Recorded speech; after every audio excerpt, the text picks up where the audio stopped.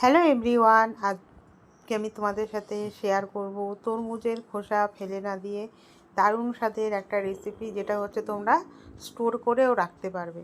তার জন্য দেখো, প্রথমে হচ্ছে তরমুজের খোসাগুলো ভালো করে আমি স্কিন ছাড়িয়ে নিচ্ছি। তো তরমুজের খোসার ভালো করে গ্রিন পার্টটা ছাড়িয়ে নেব, আর হচ্ছে সাথে যে লাল পার্টটা আছে সেটাকেও ছাড়িয়ে নেব। নিয়ে হচ্ছে ওইভাবে হচ্ছে তরমুজের খোসাগুলোকে ভালো করে কেটে নেব। তরমুজের সবুজ অংশটা যেন না থাকে আর লাল অংশটা যেন না থাকে, সেই দিকটা খেয়াল রাখবে। রেখে হচ্ছে একদম ভালো করে তরমুজের খোসাগুলোকে কেটে নেব। তরমুজের খোসা দিয়ে তো অনেক রেসিপি খেয়েছো, আশা করি আমার এই রেসিপিটা তোমাদের কাছে একদম নতুন। আর রেসিপিটা যদি ভালো লেগে থাকে অবশ্যই কিন্তু তোমরা আমার চ্যানেলটাকে একটু সাবস্ক্রাইব করে দিও। দেখো, আমি হচ্ছে সম্পূর্ণ তরমুজের খোসাগুলোকে এভাবে কেটে নিয়েছি। সবুজ পাট আর হচ্ছে লাল পাটটাকে ভালো করে ফেলে দিয়েছি। এবার হচ্ছে এগুলোকে ছোট ছোট পিস করে কেটে নেব।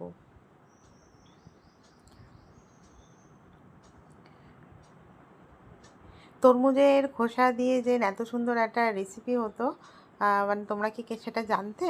তোমরা আমার সম্পূর্ণ রেসিপিটা দেখে কিন্তু অবশ্যই কমেন্ট করে জানিও। মুখরোচক একটা রেসিপি। দেখো, তরমুজের খোসাগুলোকে এবার ছোট ছোট কিউব করে আমি কেটে নিচ্ছি।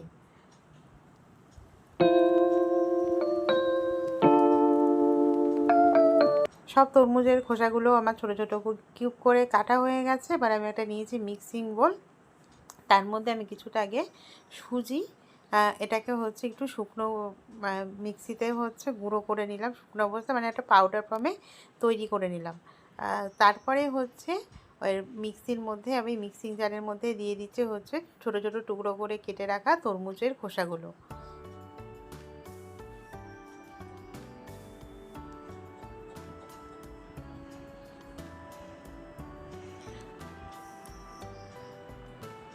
এবার এটাকে অল্প জল দিয়ে এটাকে পেস্ট করে নেব।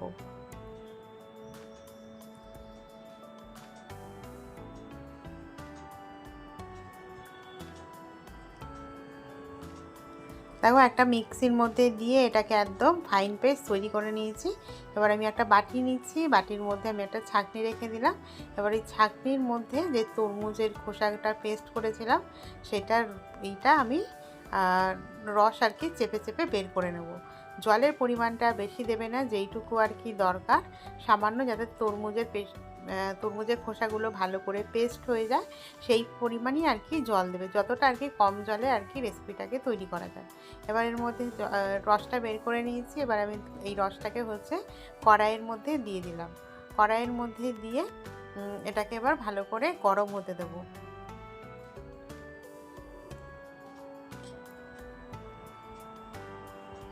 তার সাথে আমি যতটা তরমুজের খোসা বাটার রস নিয়েছি তার সাথে আর এক বাটি, যেই বাটির মাপ সেই বাটির মাপে এক বাটি জল নিয়ে নিয়েছি। নিয়ে এবার এর মধ্যে জলটাকে দিয়ে এবার গ্যাসের ফ্লেমটাকে হাই করে দিয়ে জলটাকে ভালো করে ফুটতে দেবো। আর এর মধ্যে দিয়ে দিলাম হচ্ছে এবার পরিমাণ মতন লবণ। দিয়ে লবণটা তোমাদের টেস্ট অনুযায়ী দেবে। দিয়ে এটাকে ভালো করে ফুটতে দাও।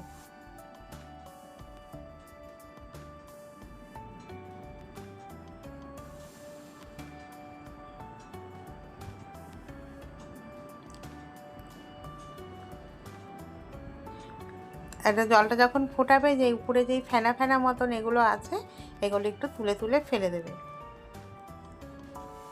এবার এর মধ্যে দিয়ে দিলাম হচ্ছে পরিমাণ মতন হলুদ। আমি এখানে হলুদ দিয়েছি, তোমরা চাইলে অন্য কালারও যদি পছন্দ করো তো সেখানে অন্য ফুড কালারও ইউজ করতে পারো। আমি আর কোনো ফুড কালার ইউজ করি না, আমি এর মধ্যে হলুদ দিয়ে দিলাম। এবার এর মধ্যে আমি অ্যাড করে দিলাম হচ্ছে কিছুটা ইনো। দেখতেই পেয়েছো একটুখানি পরিমাণে এর মধ্যে ইনো অ্যাড করেছি। এবার ইনো দিয়ে এটাকে ভালো করে ফুটিয়ে নেব।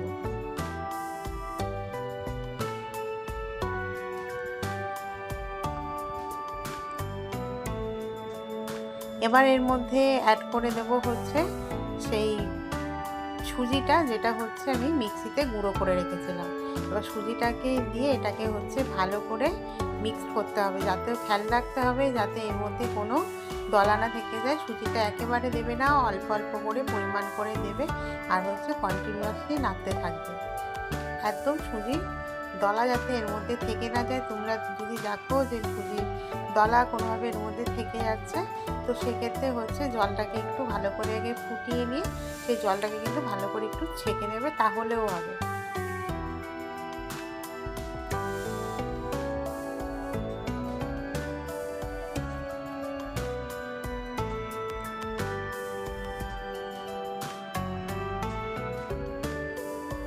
তোমরা দেখেই বুঝতে পারছো আমার আর এটার মধ্যে কোনো সুজির দলা নেই। এটাকে কিন্তু আমি ভালো করে একদম গুলে নিয়েছি। এবার এর মধ্যে আমি কিছুটা পরিমাণে অ্যাড করে দিলাম হচ্ছে কালো জিরে। কালো জিরে দিয়েও এটাকে ভালো করে ফুটাবো, ততক্ষণ ফুটাবো যতক্ষণ না এটা একটা গাঢ় ফর্মে তৈরি হয়ে আসে।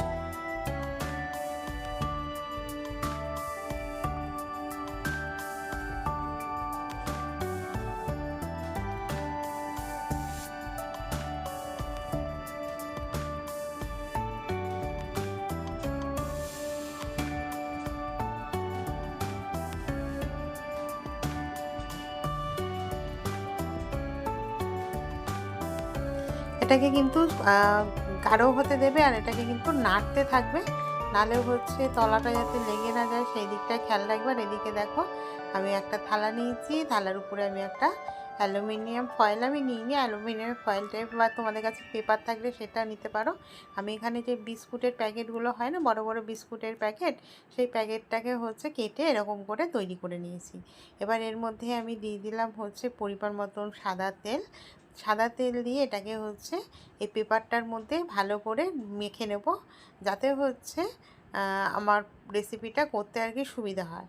এবার প্লাস্টিকটা যাতে সরে না যায়, এবার ওর জন্য আমি একটা ক্লিপ দিয়ে এটাকে একদম সেট করে নিলাম, যাতে আমি যখন এই মিশ্রণটা এর মধ্যে ঢালবো কোনোভাবেই এটা নড়ে না যায়।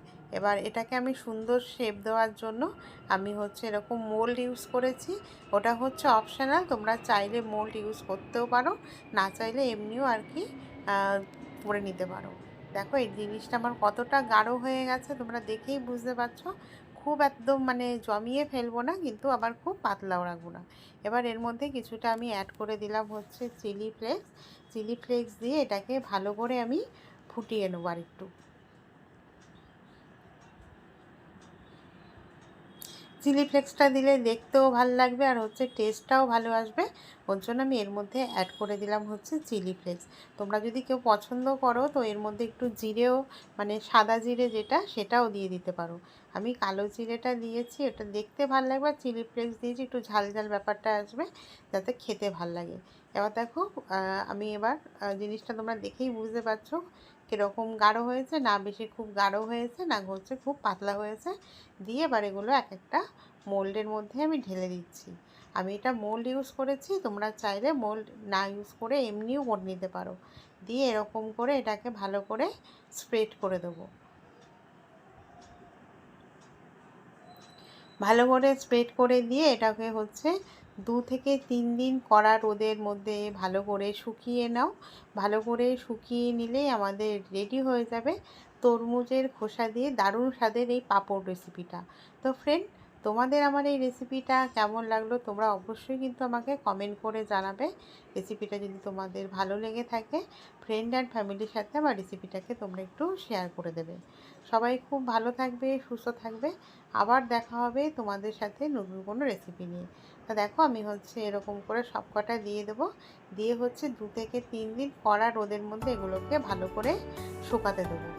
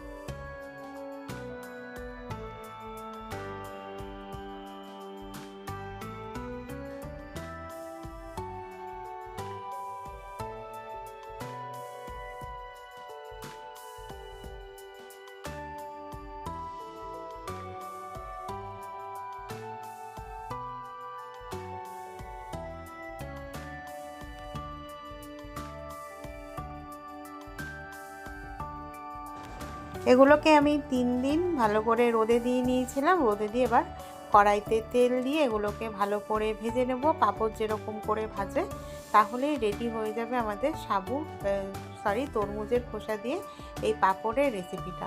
তো ফ্রেন্ড, কেমন লাগলো তোমাদের আমার এই রেসিপিটা তোমরা অবশ্যই আমাকে কমেন্ট করে জানাবে। চ্যানেলে নতুন কেউ ভিজিট করে থাকলে অবশ্যই চ্যানেলটাকে একটু সাবস্ক্রাইব করে দিয়ে পাশে থাকার বেল আইকনটা প্রেস করে দেবে, আর রেসিপিটাকে পারলে একটু শেয়ার করে দেবে। থ্যাংক ইউ সবাইকে।